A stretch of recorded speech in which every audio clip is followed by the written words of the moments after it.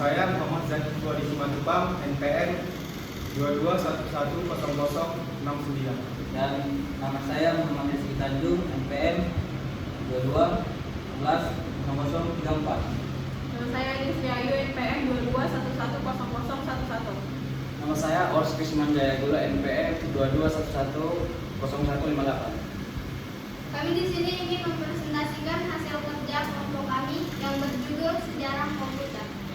Tanpa berlama-lama lagi, maka kita masuk ke pembahasan materi, di mana yang kami mulai oleh saya sendiri.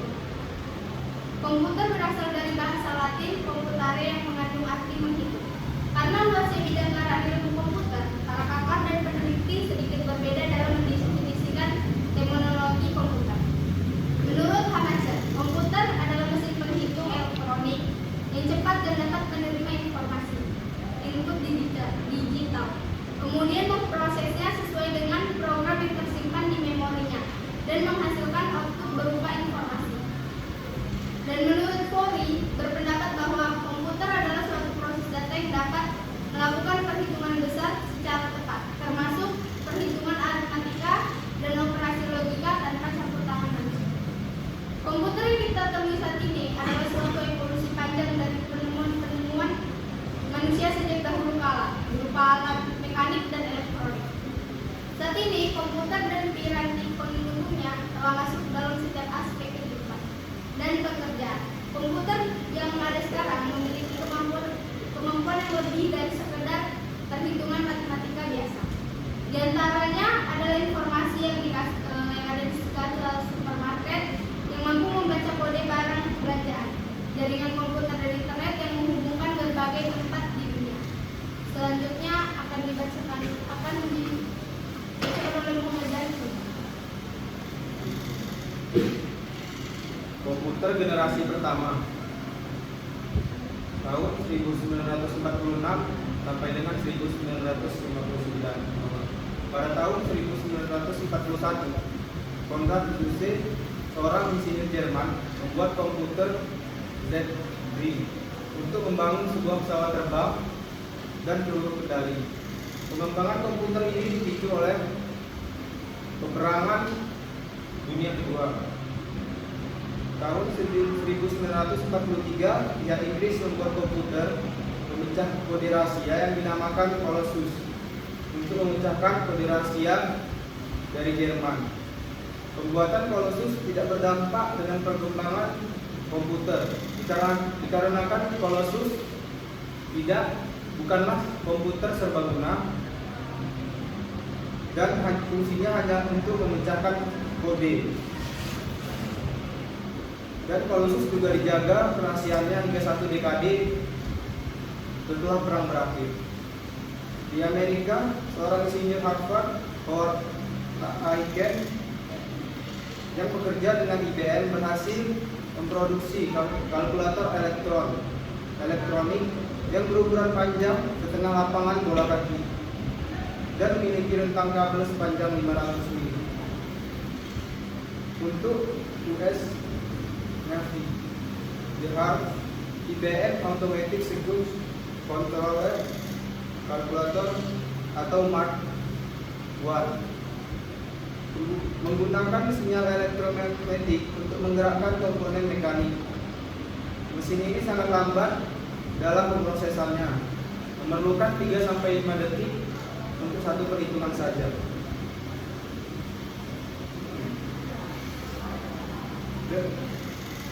Komputer ini tidak dapat melakukan perhitungan aritmatik dan persamaan yang lebih kompleks. Komputer lainnya yang dibuat pada tahun ini ialah Electronic Numerical Integrator and Computer atau yang disingkat ENIAC, yang dibuat oleh kerjasama pemerintah Amerika Serikat dengan University of Pennsylvania, terdiri dari singkat ENIAC, yang dibuat oleh kerjasama pemerintah Amerika Serikat dengan University of Pennsylvania, terdiri dari 18.000 tabung vakum, 70.000 resistor, dan 5 juta titik solder. Komputer tersebut merupakan komputer yang sangat besar yang mengkonsumsi daya sebesar 160 kilowatt. Komputer ini dirancang oleh John Casper Eckert dan John W. Maudslay. ENIAC merupakan komputer serbaguna yang bekerja 1000 kali lebih cepat dibandingkan dengan Mark I. Pada pertengahan 1940-an, John von Neumann bergabung dengan tim University of Pennsylvania dalam usaha membangun konsep desain komputer. Von Neumann mendesain Electronic Discrete Variable Automatic Computer atau E2 pada tahun 1945 dengan sebuah memori untuk menampung baik program maupun data. Teknik ini memungkinkan komputer untuk berhenti pada suatu saat dan kemudian melanjutkan pekerjaannya. Kunci utama arsitektur von Neumann adalah unit pemrosesan sentral atau CPU yang memungkinkan seluruh fungsi komputer untuk dikoordinasikan melalui satu sumber tunggal. Tahun 1951, UNIVAC I atau Universal Automatic Computer yang dibuat oleh Remington Rand menjadi komputer komersial pertama yang memanfaatkan model arsitektur.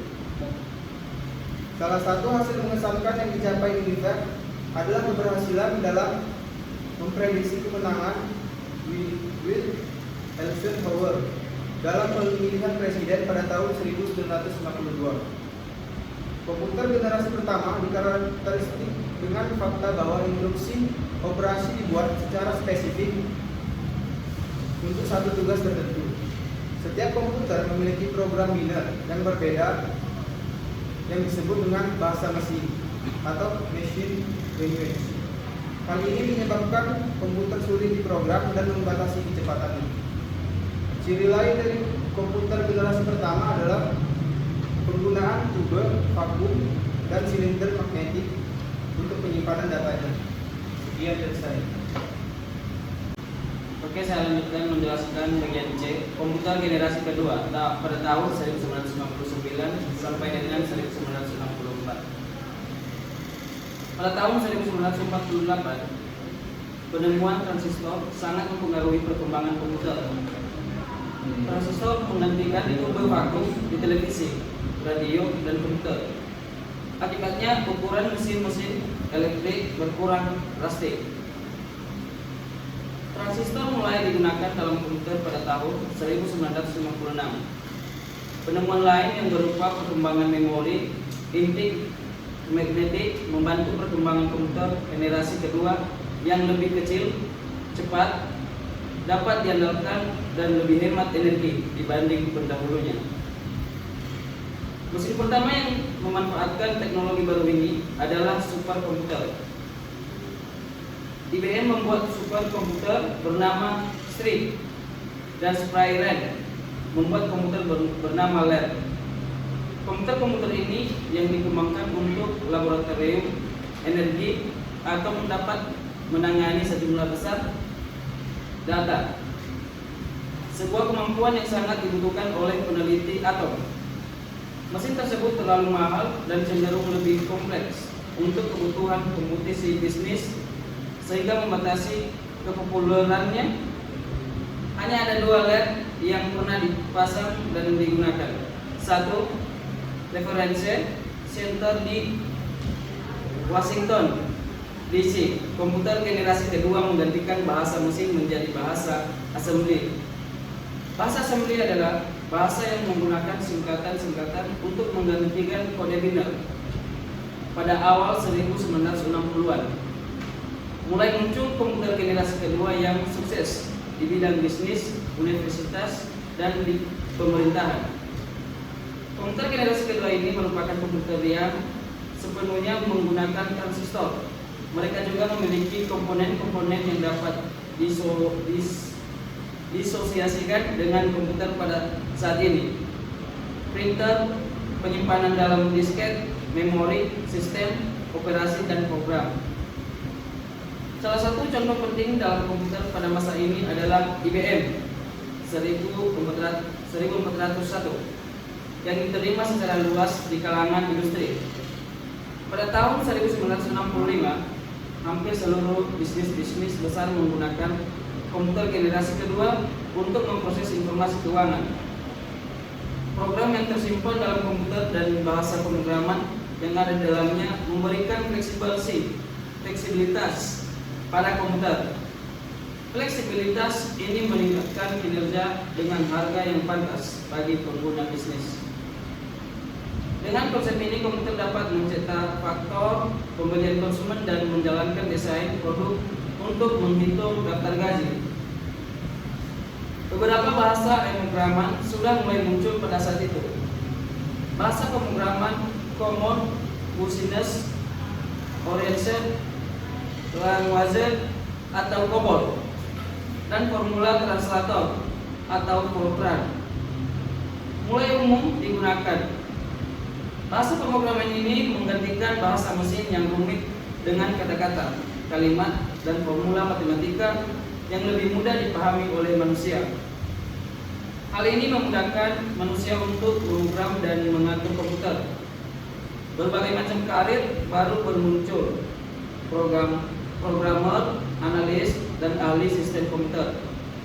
Industri piranti lunak juga mulai bermunculan dan berkembang di masa komputer generasi kedua ini. Sekian. Bagian-bagian internal komputer. Batu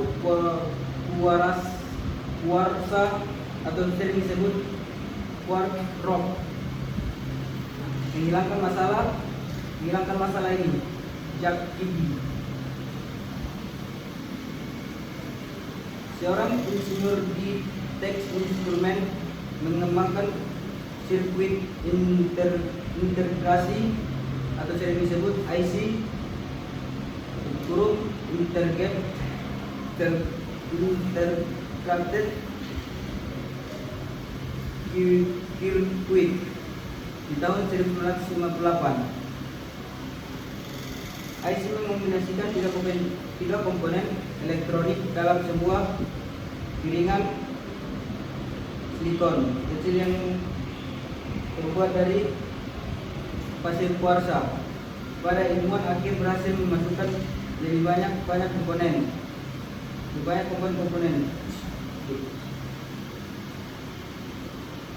Chip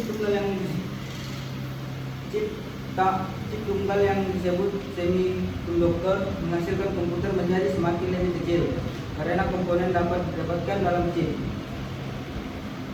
Kemajuan komputer generasi ketiga lainnya adalah penggunanya sistem operasi yang memungkinkan mesin untuk menjalankan berbagai program yang berbeda secara serentak dengan sebuah program utama yang monitor dan mengkoordinasikan memori komputer. Sekian dari saya.